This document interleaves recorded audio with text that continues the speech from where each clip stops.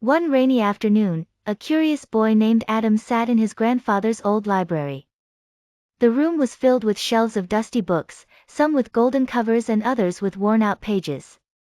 Adam loved stories, but today, something unusual caught his eye, a thick, ancient book with a shimmering cover that seemed to glow.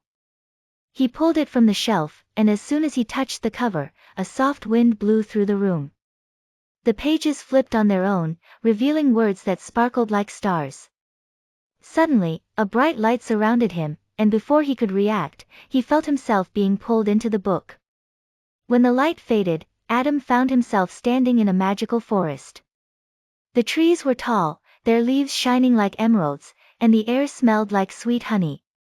He could hear birds singing, but they didn't sound like ordinary birds, they were speaking. "Look, a traveler from the human world," chirped a small blue bird. Adam's eyes widened. "Did you just talk?" "Of course, I did," the bird giggled. "You're in the kingdom of stories now. Everything here is alive with magic." Adam was amazed. Just then, a wise old owl flew down and landed on a low branch. "You must be the new visitor," the owl hooted. "You have entered the Book of Wonders, a place where stories come to life. But beware. You must find the Golden Quill before the sun sets, or you will be trapped here forever." Adam gulped. "Where can I find the Golden Quill?" The owl pointed toward a distant mountain. "It is hidden in the Tower of Time. You must cross the enchanted river and pass through the maze of whispers to reach it." Adam didn't waste a second. He thanked the owl and ran toward the river.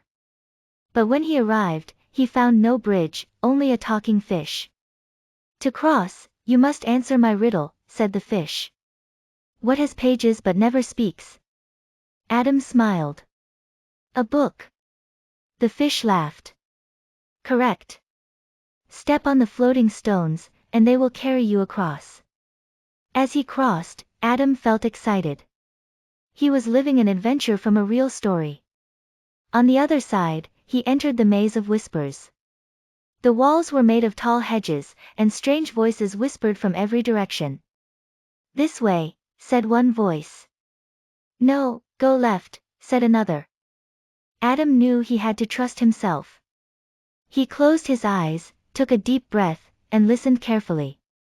Among the many voices, one was softer and kinder.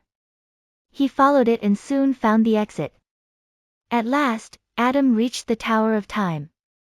The doors creaked open, revealing a room filled with floating clocks and glowing hourglasses. In the center, on a golden pedestal, lay the Golden Quill.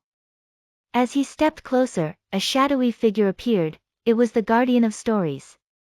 "To take the quill, you must prove your heart is pure," the guardian said. "Tell me, why do you love stories?" Adam thought for a moment and replied, "Because stories take us on adventures, teach us lessons, and let us dream of new worlds." The guardian smiled. "You have spoken the truth. The Golden Quill is yours." As soon as Adam touched the quill, the entire room glowed. A powerful wind swirled around him.